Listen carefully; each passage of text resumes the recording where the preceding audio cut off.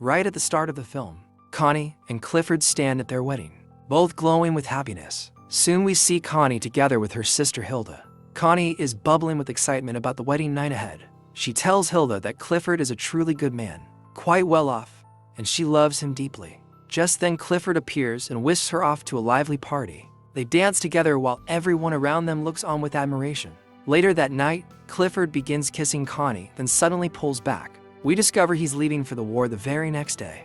That's why he's so troubled. But in the end, he does share intimacy with her. The following morning, Connie says a tender goodbye to Clifford. Even amid the war, we see Clifford's thoughts constantly turning to Connie. 6 months later, Connie and Clifford arrive to settle into his family's old estate. Clifford now uses a wheelchair. The war left his lower body paralyzed. Together they go inside and look around the grand house. Because he can no longer manage stairs, Clifford requests his bedroom be moved downstairs. That evening we watch Connie caring for him with great tenderness. He quietly apologizes, saying he'll never again be able to satisfy her in that way.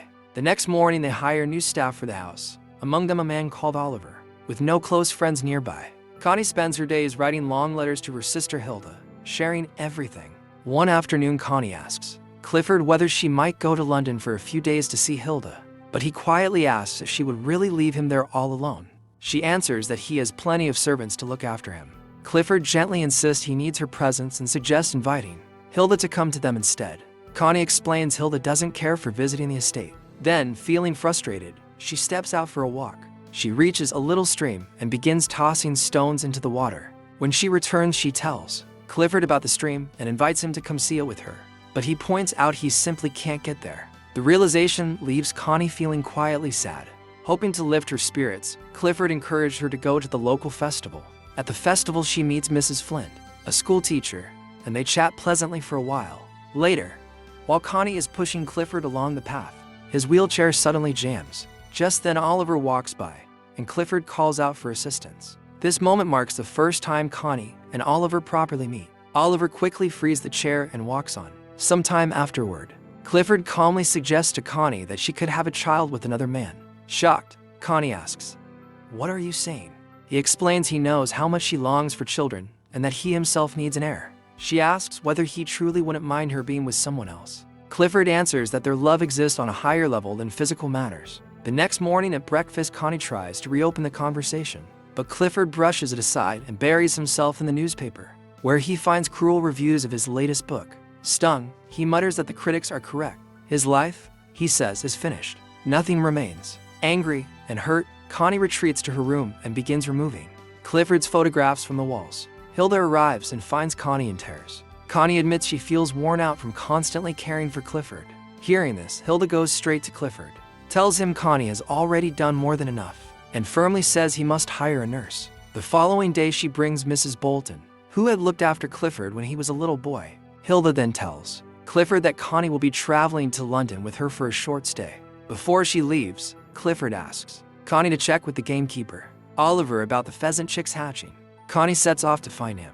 She catches sight of him bathing naked and quickly steps back. A little later she approaches and asks about the birds. He tells her all is well. Connie asks if he lives there all by himself. Oliver answers that he prefers his own company. As she turns to go, Connie gathers a few flowers. She carries them to Mrs. Flint and casually remarks that Oliver seems a decent sort of man.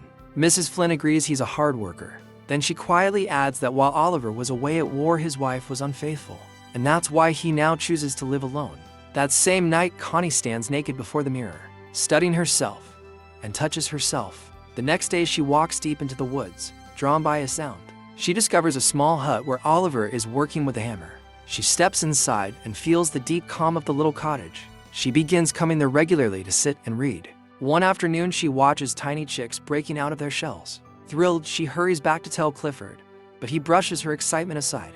As days go by, Clifford and Connie drift steadily further apart. One evening, while they sit with guests, Connie offers Clifford a suggestion, but he cuts her off sharply, saying women have no place speaking about men's business. Hurt, Connie slips away to Oliver and breaks into tears. Oliver softly asks, "What's wrong, madam?" She moves forward and hugs him. He gently leads her inside near the warm fire. Connie takes his hand. Oliver can hold back no longer, and they make love. Afterward, Connie returns home to find the door locked. Mrs. Bolton lets her in. Connie asks why the door was locked and explains she had only gone to look at the chicks. Clifford is busy chatting with friends and suspects nothing. The next day, Connie returns to Oliver. He quietly says she shouldn't keep coming, but she kisses him, and once again, they give themselves to each other. Before she leaves, she asks, "Are we still strangers?" Oliver smiles and answers, "Absolutely not," then kisses her. It's clear now that love is growing between them. Whenever Clifford speaks to Connie, her thoughts are somewhere else. That evening in the shower, her voiceover reflects that, although already married, she has given her heart to another. And it was not a simple or easy thing to do. Later, Connie visits Mrs. Flint and mentions that she and Clifford are hoping to have a baby. Mrs. Flint says how wonderful that is. Just then, Oliver arrives to collect milk. He tries to speak with Connie, but she keeps her distance. Mrs. Flint comes back with the milk. Connie says goodbye and walks away. Oliver quietly follows her. He asks why she ignored him. Connie explains that Mrs. Flint might have grown suspicious. Oliver asks her to come to the cottage, but she points out it will soon be evening. Oliver spreads his coat on the ground and suggests they stay right there. Connie tells him not to treat her so politely, and they make love again in the open air. Afterward, they confess their love to each other.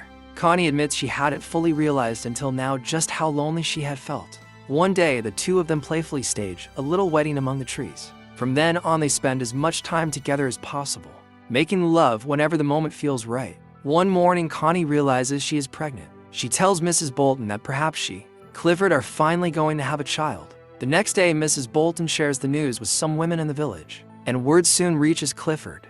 Overjoyed, he wheels himself to Connie. Connie tells him she plans to travel to Venice to stay with her sister, and that she will conceive a child while she's there. Clifford is delighted with the idea.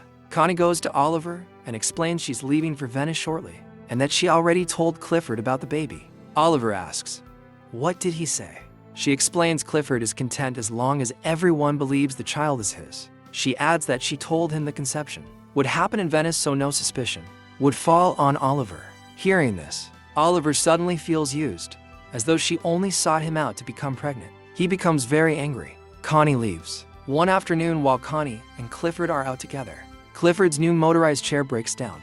Oliver happens to pass by. Clifford, already irritated, speaks to him quite harshly. Oliver and Connie together push the chair. Connie tries to steal a quick kiss from Oliver, but he pulls away, still upset, and leaves. The following day, Connie goes to him and reassures him that she didn't come to him merely for a child. She truly loves him. She says they need to make Clifford see how wrong his plan really is. Only then will he agree to a divorce so she can be with Oliver. Oliver understands and takes her in his arms. Rain begins to fall.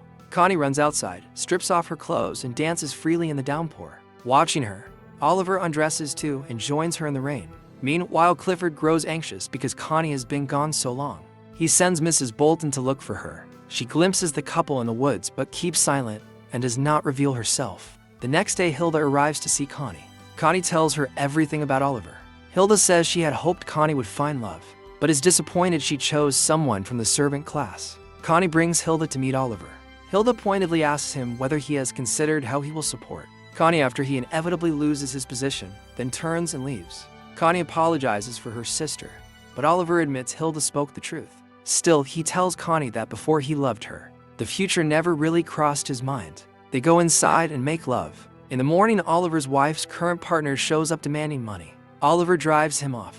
Soon afterward, Connie leaves for Venice together with Hilda. While Oliver is away one day, the man, Ned, breaks into the cottage looking for something to steal and discovers Connie's book. He takes it straight to the pub and loudly tells everyone that Oliver is sleeping with Connie. The gossip races through the village and quickly reaches Clifford.